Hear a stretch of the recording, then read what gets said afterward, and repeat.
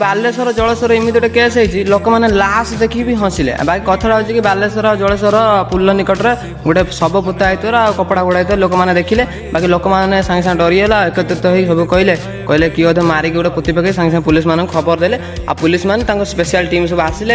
ଆଉ କିଛି ସମୟ 24 ଘଣ୍ଟା ଲାଗିଲା ସ୍ପେଶାଲ ଟିମ୍ ଆସିଲେ ଇଏ ସବୁ ଆସିଲେ କିଛି ସମୟ ଲାଗିଲା।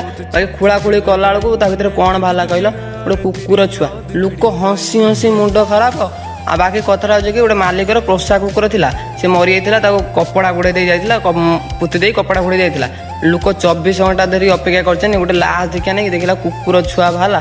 ବାକି ନ୍ୟୁଜ୍ଟା ଭାରି ଭାଇରାଲ ହେଇଛି। ବାକି ବାଲେଶ୍ୱର ଜଳେଶ୍ୱର ଯେଉଁମାନେ ଦେଖୁଛ ଭିଡ଼ିଓକୁ ନିଶ୍ଚୟ ସେୟାର କରିଦେବ ଆଉ ଦେଖିଦେବ। ବାକି ଲାଶ ଦେଖିବା ପାଇଁ ଲୋକ 24 ଘଣ୍ଟା ଅପେକ୍ଷା କଲେ ବାହାରିଲା ଲାଷ୍ଟକୁ କୁକୁର। ଜଲ୍ଦି ସେୟାର କରିଦିଅ ଏଇ ହସ ଭିଡ଼ିଓକୁ। ରହିଲି ଜୟ ଜଗନ୍ନାଥ। के निशानियां तेरे बिना कॉल हो रहा ठीक कोना ऑल मेरा और जुड़ू।